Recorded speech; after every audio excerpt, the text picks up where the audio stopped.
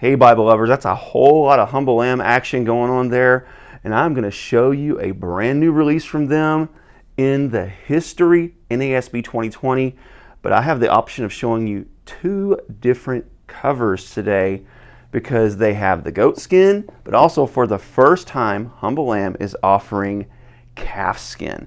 Now, before we dive into this, I just want to do some honor to Humble Lamb's box game. Their boxes are second to no one.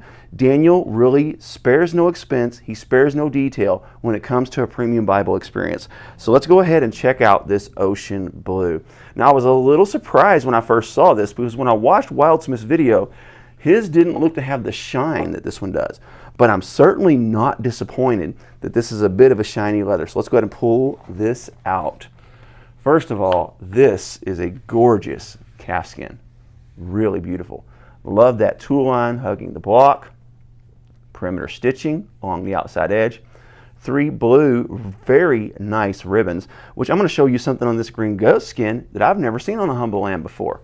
Love this deep stamping on the spine, 4 raised spine hubs, which actually is a little bit different than the first one. I like this change, and I'll show you the difference here. But this is what they're calling a full yap. I'm going to sit this down for a minute because this is what they were calling a semi-yap, and that almost touches, so technically speaking it's a semi-yap, but there's a couple of them where it actually touches like this, and that is a full yap. They're still advertising these as semi-yaps, I guess because maybe all of them don't touch, so they didn't play around with this one. When they say full yap, they aren't messing around. Check this out.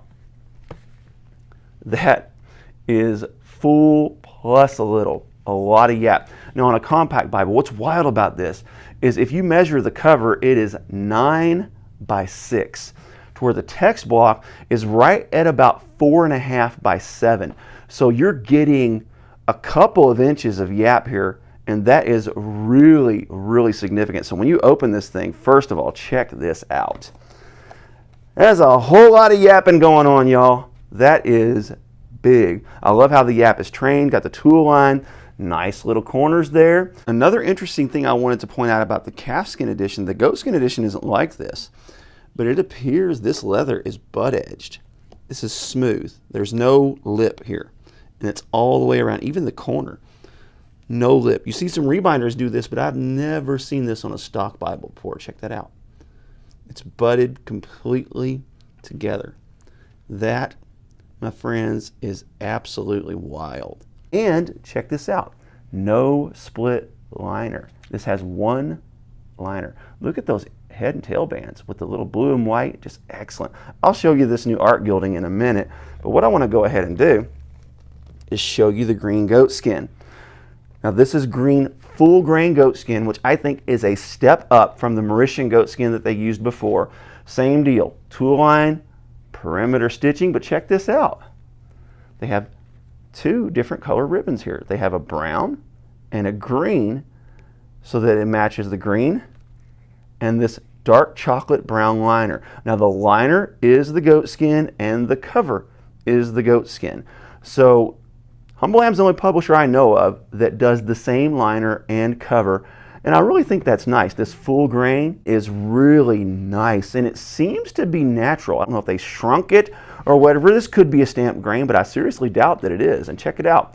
Once again, that yap is serious business. It kind of reminds me of the PPR. The PPR's block is about the same size. Check this out.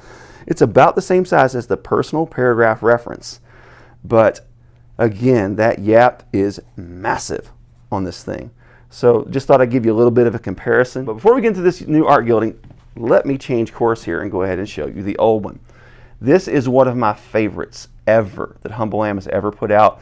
It's very busy, it's got a lot going on, but it's like you can see the whole history of the Bible just play out before you even open it and read it. Also, this one did have some print errors in it. If you want to know what the print errors were, I'll put a video on the end screen to let you know where those were so you can check it out. But the print errors have been fixed in this Bible. The table of contents, the copyright page, and the artwork has all been fixed.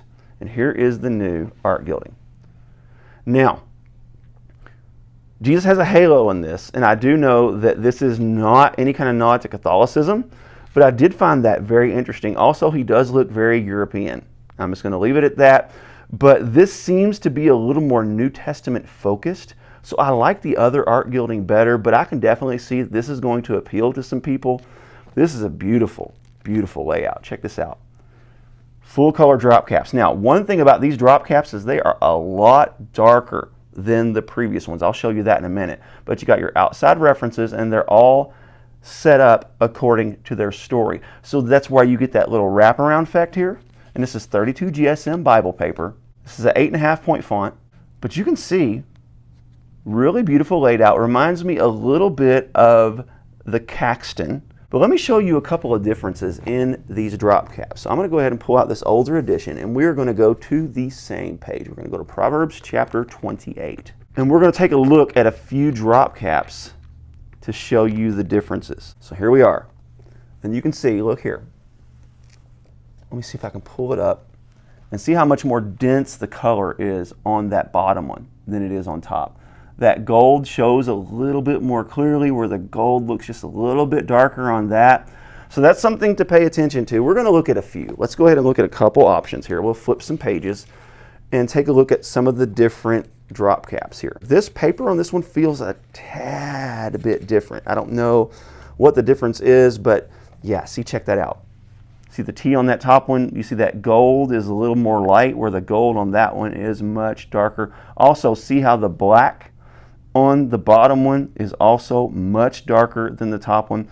So the top one seems to show a little more detail in some of the drop cap, where the bottom one really gives you that bold color. So it really depends on what you prefer. But also on this one, you can see that the liner was split. See that? The liner on this one is not split. So I was really impressed with this. Also, something I noticed on this is they tooled the edges here to help that Bible kind of lay a little flatter. Personal size Bibles are generally not going to lay very flat in the beginning and end, just because that's the nature of the beast. And this one's no exception. You can see it's already raising up, but it's actually not doing bad for its size. Because again, this is almost a compact Bible. I would consider this more of a personal size Bible. It's going to be that mid-size Bible. So you have like your normal humble lamb that's a full size. Then this is more in your personal size.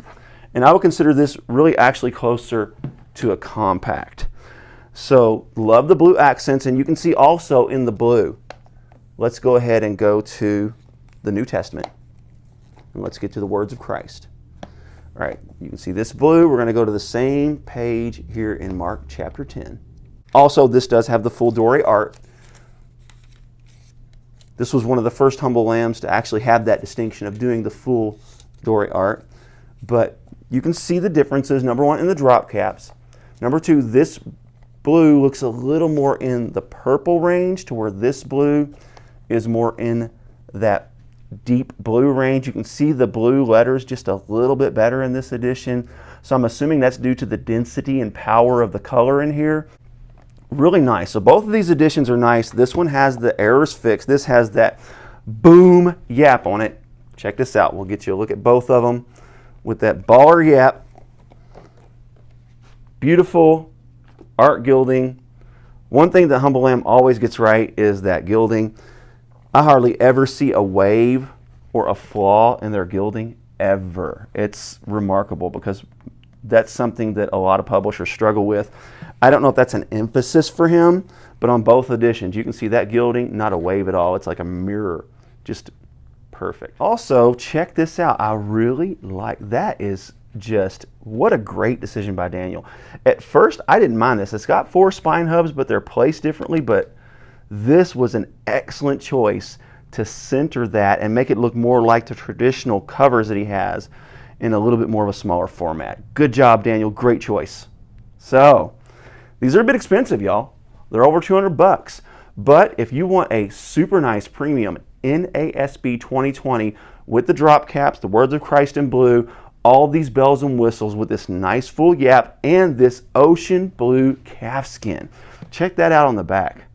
Now that one's a little off center, so we're going to see if that's just part, yeah, so that's intentional because they're both that way. Not sure why I chose to do that, but you know what? I love the design, love the tool line. This ocean blue is sharp. I'm sorry, one more thing I've got to show you is because this is a little bit thinner, don't know if you can see it, but the humble lamb stamping tends to show through that cover just a little bit. Not a big deal, but thought you might want to see that. God bless you. Keep calm. Jesus on. This is your Nicholsworth.